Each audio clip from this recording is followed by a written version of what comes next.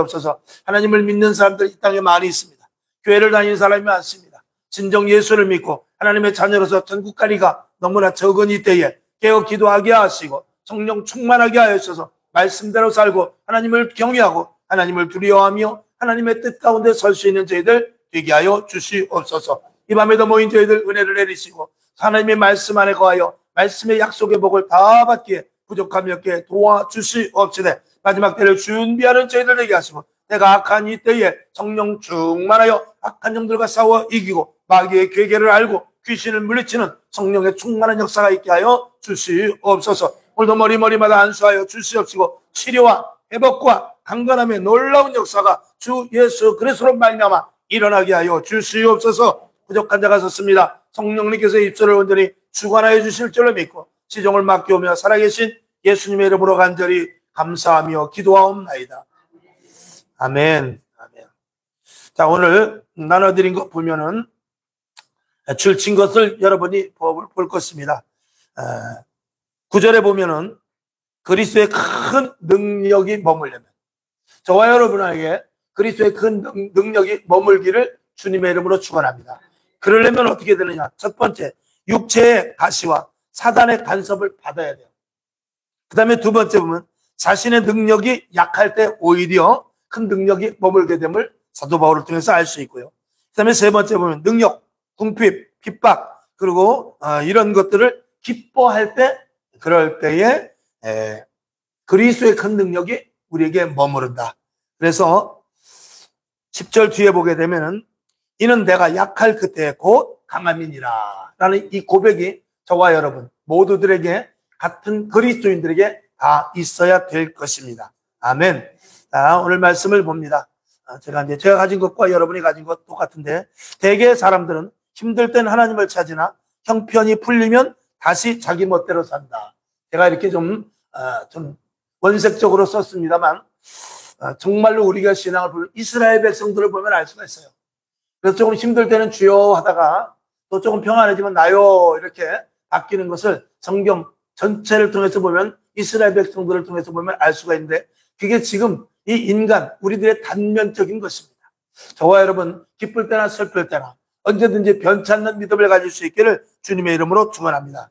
그래서 하나님은 고난을 통해서 연단하면서 하나님의 사람으로 만드십니다. 자, 로마서 5장 4절을 볼까요? 시작. 인내는 연단은 소망을 이루는 줄 알미로다. 아멘.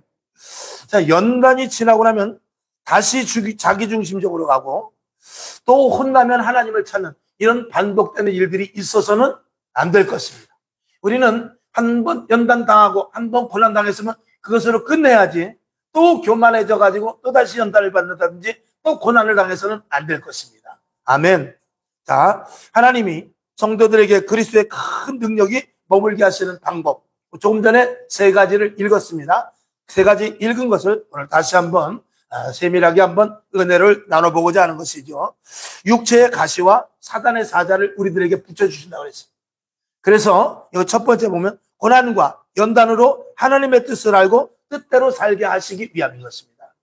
이 고난을 통해서 하나님의 뜻을 발견하라 그 말씀이죠. 자, 그다음에 두 번째 보면 마귀의 개입이 되는데 이 마귀의 개입으로 말미암아서 믿음이 약화되는 것을 더욱더 약화된 믿음을 강화시키고 그리고 또 하나님께서 한번 우리를 테스트해보는 그런 의미로 즉 사단의 사자를 우리들에게 붙여주시기도 합니다. 그래서 믿음을 한번 하나님께서 살그머니 테스트를 해보는 것이죠. 욥도 하나님께서 같은 방식을 사용했어요. 욥기서 1장 11절 12절을 봅시다. 시작. 이제 주의 손을 펴서 그의 모든 소유물을 치소서. 그리하시면 정령 대면하여 주를 욕하리이다. 여호와께서 사단에게 이르시되 내가 그의 소유물을 다 내 손에 붙이노라. 오직 그의 몸에는 내 손을 대지 말지니라. 사단이 곧 여호와 앞에서 물러가니라. 아멘. 때로는 하나님께서 우리에게 물질을 걷어갈 때가 있어요. 때로는 건강을 걷어갈 때도 있어요. 때로는 정말 극단적인 일이 생길 때가 있습니다. 그러나 그런 것들을 저와 여러분이 이겨야 된다고 성경은 말씀을 하고 있는 것이죠. 하나님은 우리를 죽이시는 분이 아닙니다. 하나님은 우리를 망하게 하시는 분이 아니에요. 하나님은 우리를 골탕 먹여서 어떻게 해서든지 정말 처절한 자리에 있게 하시는 그런 분이 아니고, 하나님은 반드시 고난, 그리고 환난, 역경의 테스트를 통해서 완전한 하나님의 사람으로 만드시고자 하는 것이 하나님의 목표라는 것을 저와 여러분이 알아야 돼요.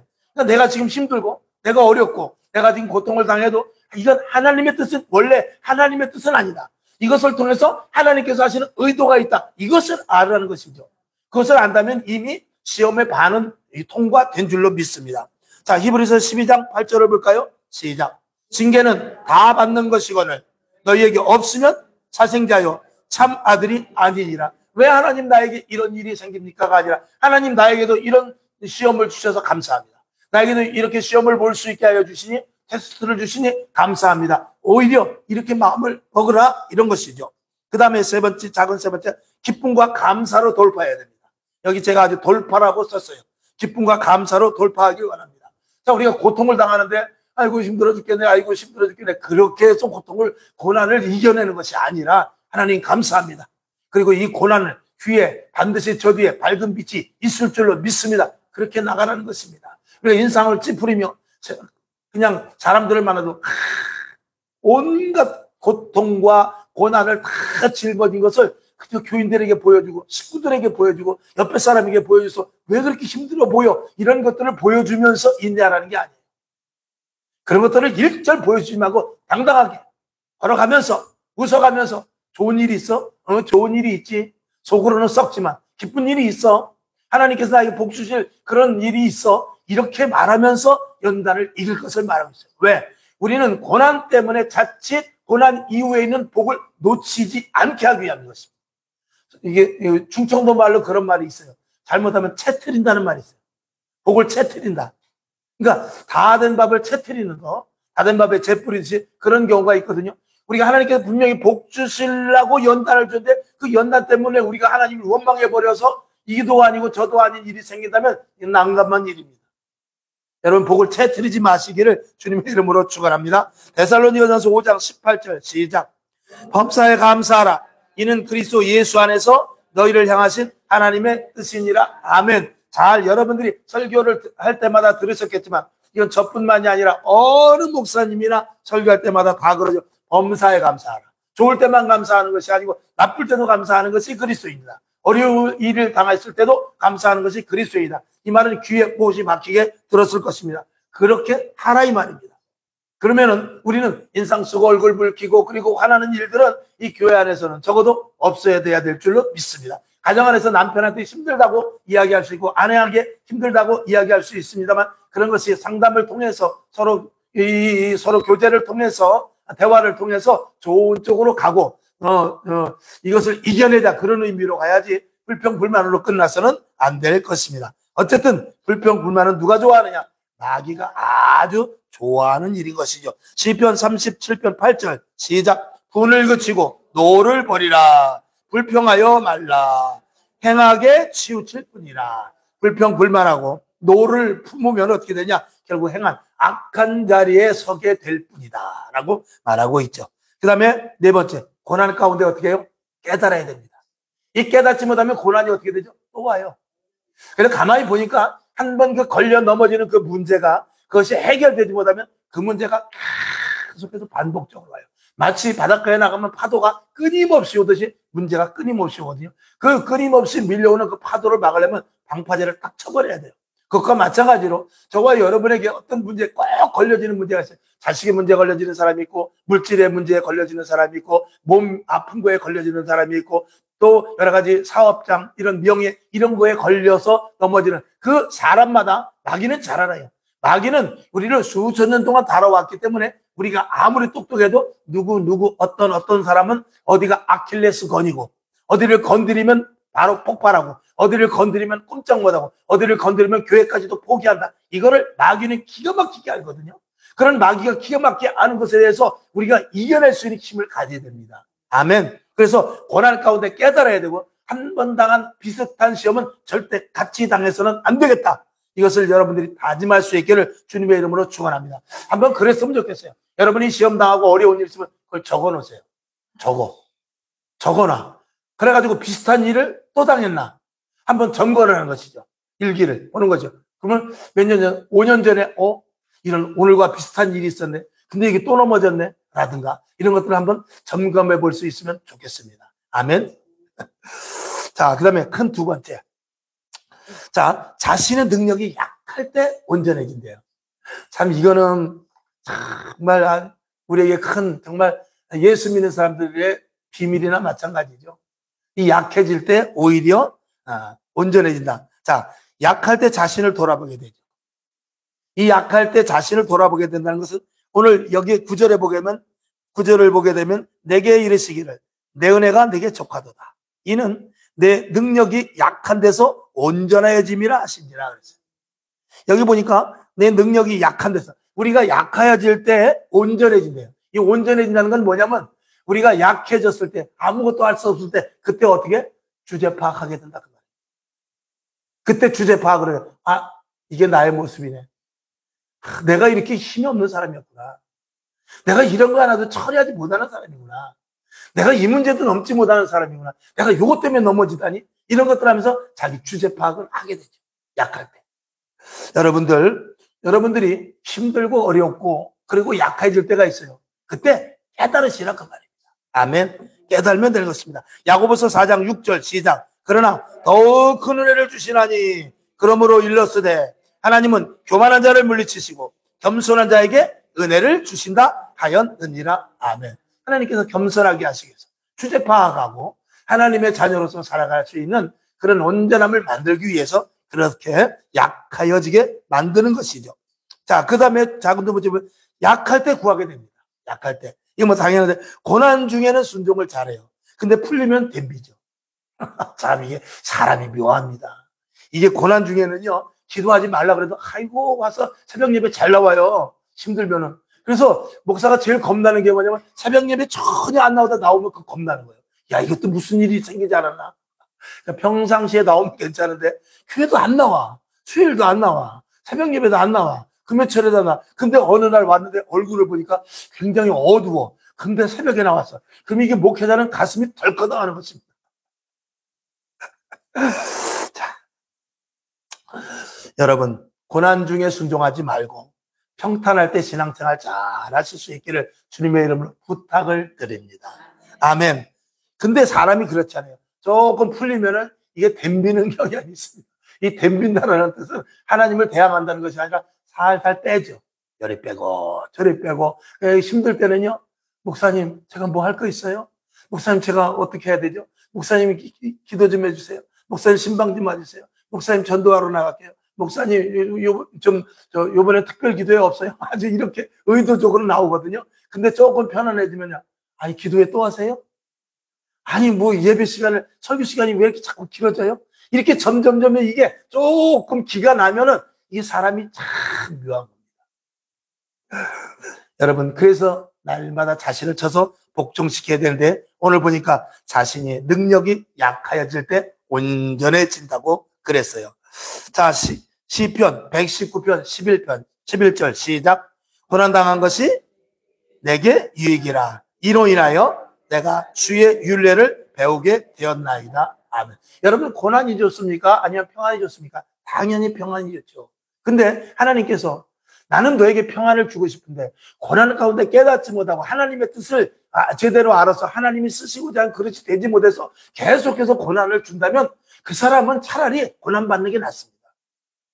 왜냐? 고난 안 받고 평안해서 하나님 앞에 예를 들어서 덤빈다면, 주의 일을 제대로 감당하지 못한다면 차라리 그렇게 해서 하나님을 떠난다든지 하나님을 배반한다든지 교만해서 마귀의 밥이 된다면 차라리 고난 가운데 있는 게 더 낫다고 말이죠. 역설적으로. 그러나 고난 받으면 안 되지 않습니까? 고난에서 탈피해서 평안한 가운데 있어야 되고, 이삭과 아브라함과 야곱의 복을 우리가 누리면서 세상 사람들에게 복음을 전할 수 있는 그런 위치에 있어야 되지 않겠습니까? 이 고난 중에서 깨닫고 이 고난이 너무 오래가지 않도록 고난을 이길 수 있기를 주님의 이름으로 축원합니다. 그다음에 세 번째, 약할 때, 능욕받을 때, 궁핍, 혼란, 환난, 핍박 이런 것이 있을 때 기뻐하라고 그랬어요. 그런 사람이 어떻게 해요? 그리스도의 큰 능력이 머무를 수 있는 사람이 된다라고 성경은 말씀을 하고 있습니다. 자, 고난 중에 두 가지 반응, 여기 써있죠? 고난 중에 두 가지 반응이 있습니다. 하나님 왜 나만 이런 고난이 당해요? 이렇게 말하는 사람이 있고, 또 하나님이 계신다면 이럴 수가 있어요? 이렇게 기도하는 사람이 있습니다. 근데 어떤 사람이 또 있냐?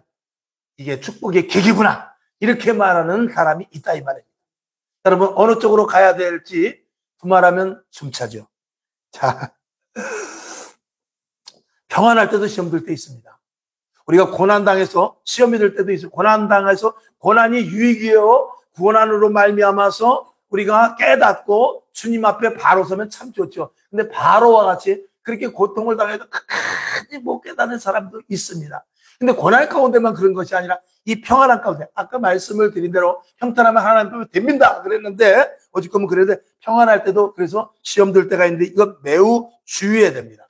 그래서 예배가 싫어지고 기도하기가 점점 싫어지고, 그 다음에 헌신하는 것이 나만 하는가 이런 생각이 들어지고, 그리고 말씀이 잘 들리지 않습니다. 말씀으로 오늘 나를 치시는구나. 오늘 저 말씀 왜 이렇게 오늘 설교가 길지? 그리고 오늘 설교 말씀은 아유 전에 했던 건데 또 하네. 막 이렇게 하면서 말씀이 점점 듣기 싫어지면 그때는 마귀가 들어오는 찬스다라는 것을 여러분들이 감지하실 수 있기를 바랍니다. 그리고 어떻게 되냐? 자꾸 세상 게 좋아져요. 아휴, 남들은 무슨 돈이 있어서 놀러 갔을까? 야, 제주도가 그렇게 좋다는데, 뭐 어디가 좋다는데, 이런 생각만 이게 들게 되는 것입니다. 이것은 결국은 평안할 때 하나님 감사합니다가 아니라 평안해서 딴 생각이 나는 류가 되는 것입니다. 이 이스라엘 백성들이 그랬단 말이에요. 근데 이 시대에 우리 예수 믿는 사람, 지금 이 땅에 우리 그리스도인들을 한번 봅시다. 예수 믿고 얼마나 우리가 복을 받았어요. 근데 정말 예수에 올인합니까? 교회 아니면 내가 죽습니까? 하나님 아니면 내가 죽어요? 그렇지 않잖아요? 코로나 때 아까 차 안에서도 잠깐 이야기했어요. 코로나 때 교회가 대한민국 교회가 10,000개가 문을 닫았다고 그랬어요. 그리고 성도들이 한 300만 명 떠나갔다고 그랬어요. 근데 그것은 이 세계 각국의 예를 보아서 대한민국이 이탈자 수가 오히려 상대적으로 최고 많았다는 거예요. 근데 왜 대한민국이 그러면 안 되느냐? 세계적으로 대한민국 교회는 뜨거운 교회예요. 새벽 예배 드리는 데는 한국 교회밖에 없습니다. 철야 예배 드리고, 그리고 수련회 가고, 그리고 통성으로 부르짖어 기도해서 신령한 은혜를 받고, 그러는 교회가 그래도 유일하게, 그래도 대한민국 교회로 이렇게 꼽고 있어요. 그래서 대한민국의 교인이라면 마치 한국 사람이 외국에 나가면 한국 사람은 다 태권도 하는지 알거든요. 그것과 마찬가지로 대한민국 교회 성도들이라면 성령 충만하고 다 뜨겁고 그렇게 세계인들이 주목을 했어요. 근데 막상 뚜껑을 열어보니까 코로나라는 일이 일어나니까 제일 먼저 힘없이 한국 교회가 무너지더란 말입니다. 그게 누가 제일 먼저 놀라냐면 정부 관계자가 제일 먼저 놀랐습니다. 처음에 마스크를 쓰고 교회에 비대면 예배를 하라고 그러면 교회에서 엄청난 저항이 일어날 줄 알고 대비를 철저하게 했는데 교회가 자발적으로 스스로 자기네가 문 닫고 자기네가 마스크 쓰고 자기네가 예배 안 드리는 걸 보고 정부 관계자가 깜짝 놀랐다는 거예요. 이게 뭐 이래? 교회가 왜 이래? 너무나 놀랐다는 거예요. 그러니 한국 교회가 이게 다 거품이지 실질적으로 믿음을 가지고 신앙을 가지고 내 생명을 버려가면서 믿음을, 내 생명을 바쳐가면서 주를 위하여, 내 생명을 바쳐가면서 전도, 이렇게 하는 사람이 지금 몇이나 되겠는가 라는 것이 우리에게 항상 주어지는 물음표입니다. 저와 여러분 그 자리에 가면은 안 되겠죠. 자, 그래서 마귀의 햇볕 정책에 속으면 안 됩니다. 마귀는 이제는 바람 불다 안 되니까 지금은 어떻게 하면 햇볕 정책으로 가요. 기도해야지. 마귀가 그래요. 하나님이 하라는 거 아니에요. 마귀가 하라고 그래요. 기도해. 근데 뭘 그렇게 오래 하냐. 5분 만에 하나님 다 하셔. 오늘 예배 가야지 그러면 주일을 빠지면 안 되지. 수예배 같은 때는 굳이 갈 필요 없어. 빠져. 새벽 예배 지금 안 하는 추세인데 뭐하러 가.